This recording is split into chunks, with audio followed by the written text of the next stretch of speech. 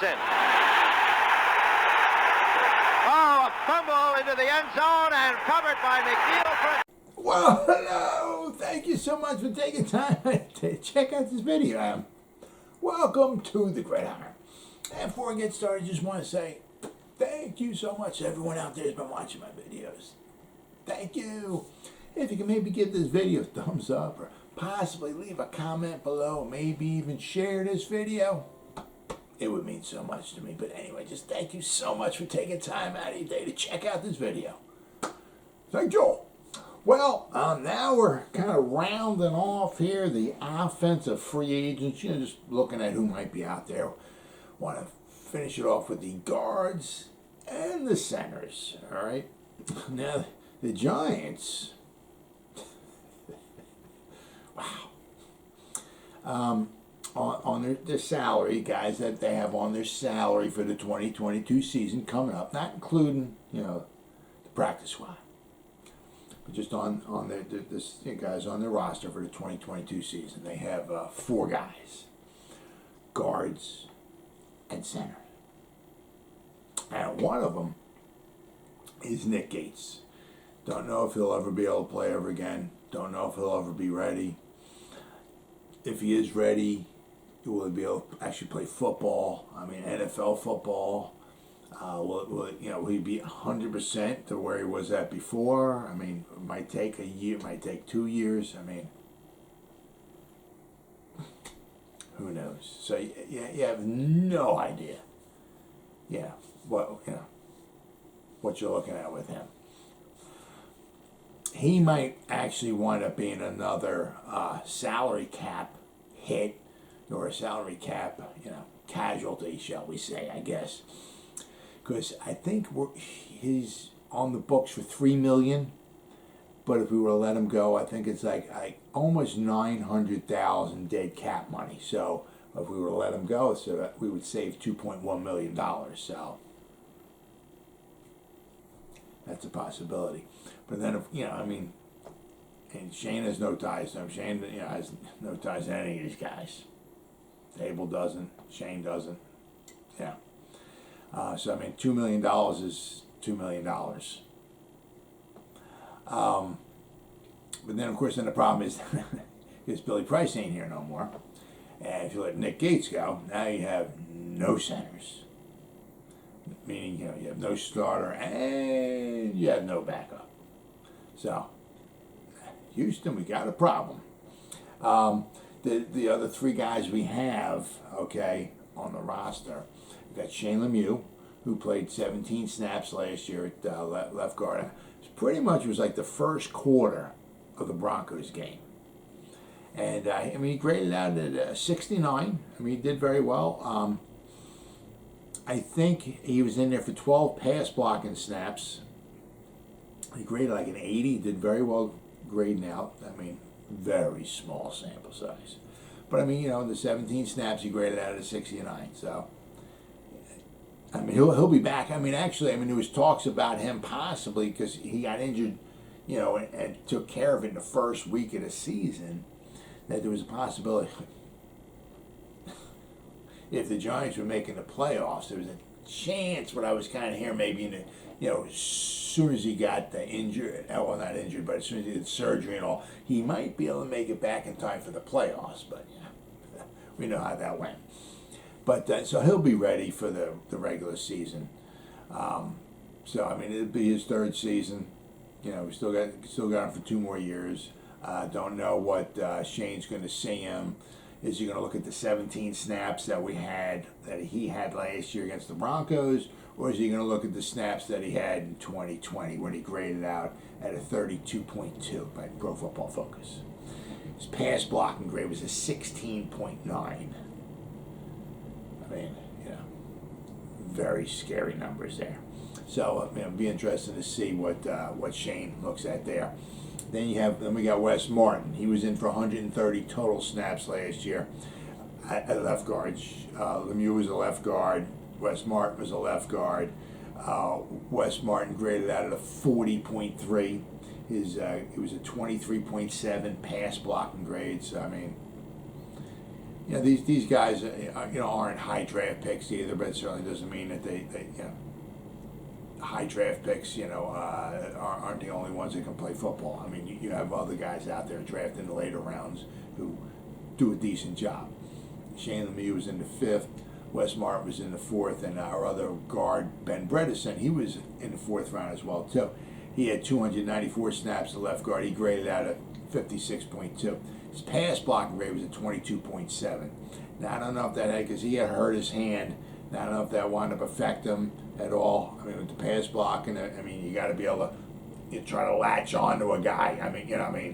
And hold them out, or So I guess if you can't do that, I guess it really hinders you quite a bit as far as being able to pass block. So we'll have to want to wait and see. But he graded out at 56.2.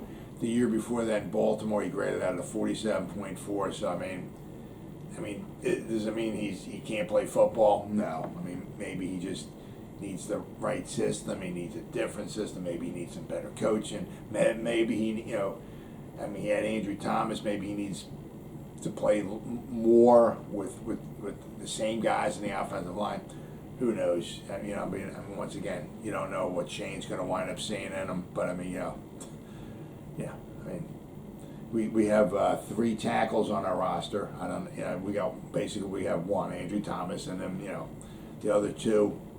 I don't know what Shane's going to see with that. As I said, then we got 4 other guys, and Nick Gates is one of them. So we're really hurting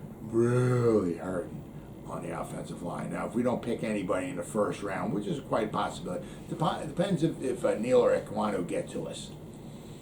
If one of those guys get to us, pick number 5, we might wind up scooping them up. But if not, we might wind up taking somebody in the 2nd or 3rd round. Somebody we're going to look to take at least 2, without question, throughout the draft.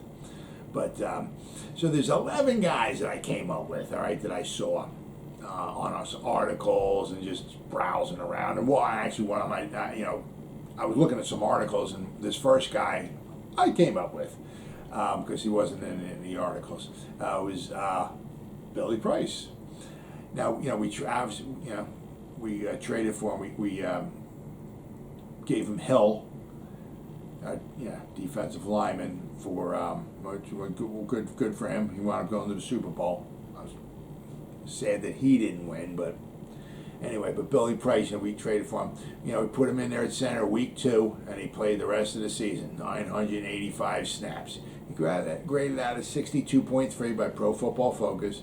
Nothing super spectacular, but then again, sometimes you're only as good as the parts around you, and he had Will Hernandez here. He had maybe Wes Martin over here. He had Nate Solder out there. So maybe that hurt him.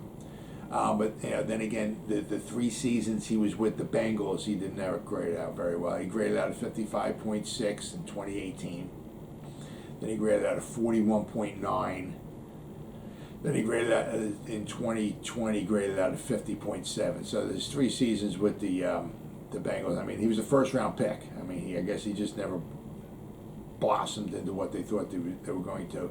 So they, gave him to the Giants. And by far it was his best season. He graded out at 62.3 with the Giants. But is that good enough for Shane to try to go out and maybe try to reel him back in? There's a possibility, and he would come cheaply.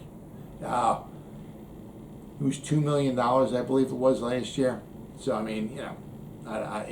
don't know what he would maybe get on the open market. Have to try to sign him for a contract, or a few million, 3, 4, 5 million, maybe at the most. Maybe 3 years, $15 million or something. As I said, I don't know if he's somebody you'd want to use as your starter, or maybe it's just some depth. But he is somebody you could certainly sign. You could afford to sign. The next guy, was Connor Williams, guard out of the Cowboys. All right, last year was his best season. He gave up 1 sack, he gave up 1 quarterback hit, and he gave up 11 hurries. Pro Football Focus graded out of 75.2. He had a really good year. Pro Football Focus, projects. It's just a projection. They said he could get a contract maybe around $7 million per year. So that's something the Giants certainly without question, could afford. You know, I mean, sometimes you're better when there's better guys around you. You know, who knows? I mean, it's the offense, Kellen Moore calling the plays and all of that. We had Clapper calling the plays. Didn't have great guys on our offensive line, so who knows? But Connor Williams is certainly somebody, you know, we could afford. And, you know, I mean, the Cowboys are going to be losing quite a, you know, they're probably losing Schultz, the tight end. They're losing Williams. They're losing possibly Gallup, Wilson. Their wide receivers. They're losing some guys on their offense. But I mean, as I said, that's somebody the Giants possibly could afford at guard. Put him in there, and you know, I'm not saying the guy's a Hall of Fame or nothing, but he would probably do a pretty decent job for you. Then we got James Daniels. I'm hearing a lot about looking like on Facebook and stuff. You know, the Giants are, you know, should be in the market to look for this guy, and a lot of times it winds up being James Daniels, the guard from Chicago. You know, the nice thing about him, he's experienced at right guard, left guard, and center. Be huge for the Giants, absolutely huge. You know, that would be great. I mean, last year he had 1,121 snaps and he only gave up 3 sacks, 4 quarterback hits. He graded out at a 71. And he's only played, you know, he's just a baby. He's only played 4 seasons, so he's got youth on his side. A couple of these guys coming up, you know, aren't quite so young, but I mean, you know, he's only played 4 years. Pro Football Focus has him graded at maybe around $10 million a year. So that would probably be, if the Giants were going to make a splash, it would be something like this, right? You know, $10 million on one guy, and that would probably be it for the Giants. But I mean, this is somebody that they could possibly go after. The next guy would be Logan Tomlinson, the guard, right, from the 49ers. He was 49. Last year he had 1,094 snaps, only gave up 2 sacks and 7 quarterback hits and 15 hurries. So for almost 1,100 snaps, he gave up 2 sacks. Pretty good. He has which I found this, I was reading an article, very important. He has a good, clean health history, which is huge. You know, I mean, you bring guys in, but then if they don't play well or if they just get hurt right away, it's like, okay, yeah, thanks, great. But he has a clean health history. Yeah, and he comes from a team which is probably one of the most dynamic running teams in the game, the 49ers. Pro Football Focus, has him, around like $9 million a season, which once again, something the Giants could afford. Last year he graded out at 73.6, very, very impressive. And he put, I saw this in one article, you put, Logan Tomlinson and Andrew Thomas, and boom, you got your left side,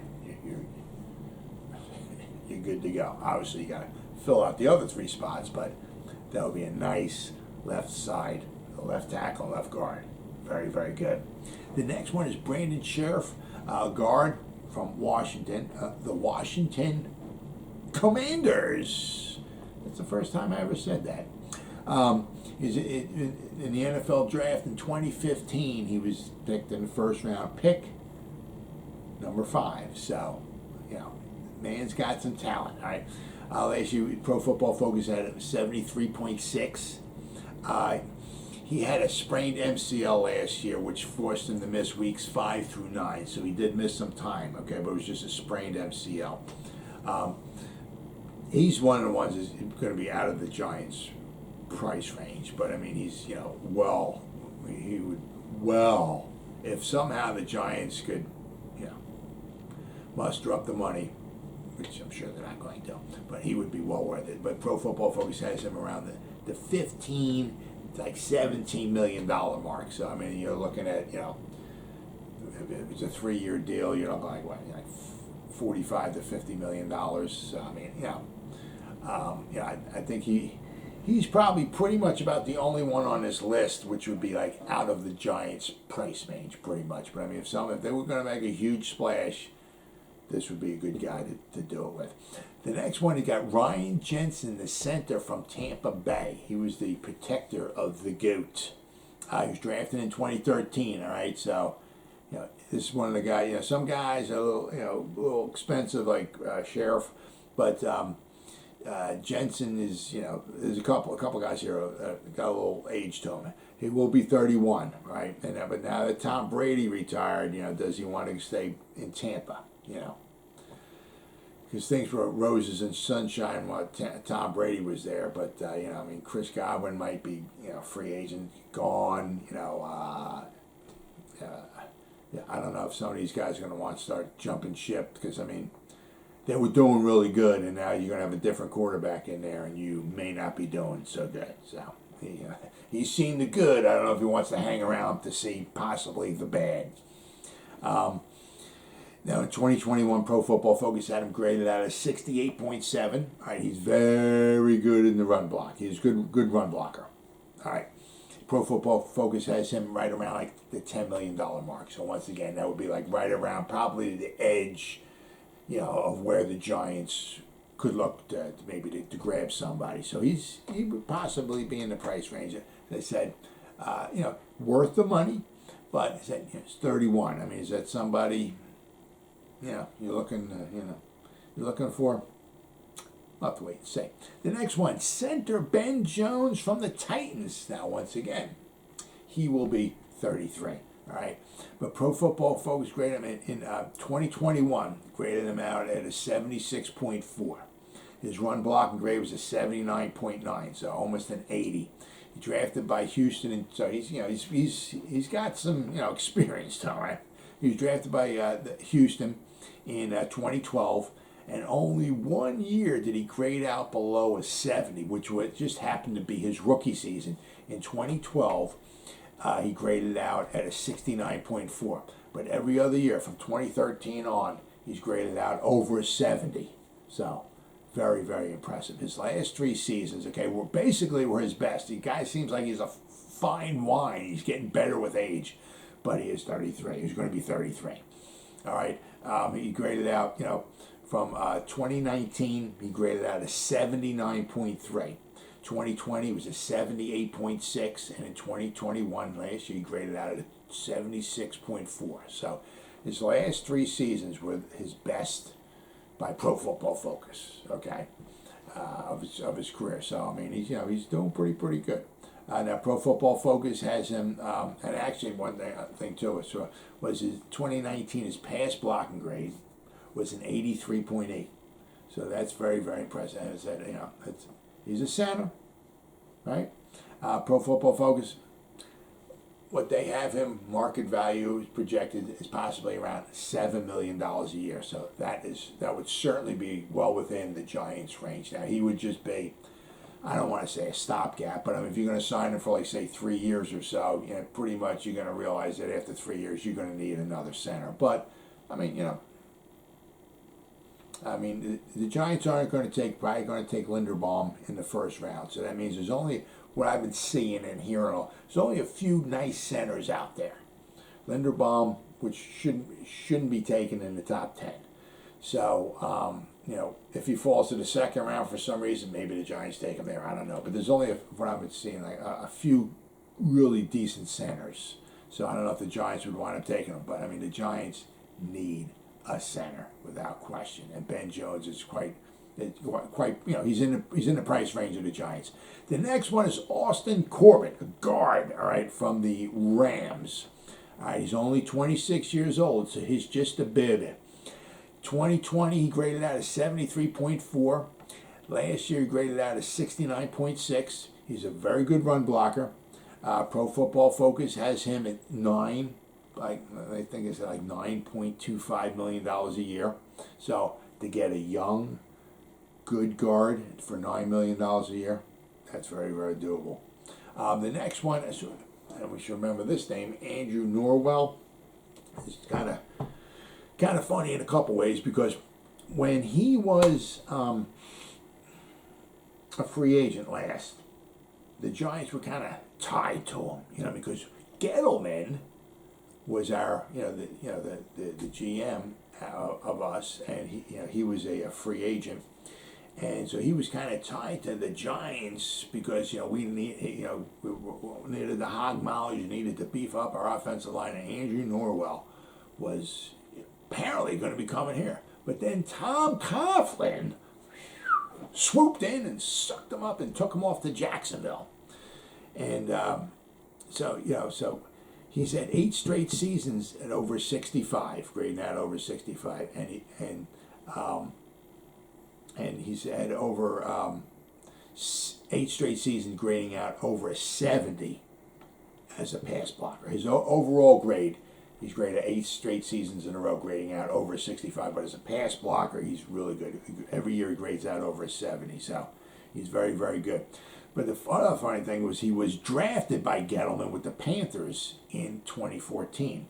So that's kind of why after his 4th season, 14, 15, 16, 17, that's why in 2018 when he was a free agent, Gettleman just came here, right? It was his first year for Gettleman. That's why Gettleman was tied kind of to Gettleman because Gettleman drafted him. We thought we were going to wind up getting him. We would get him and plug him in there, and we'd have a nice guard for at least the next 4 years anyway. But then Tom Coughlin swooped in and got him.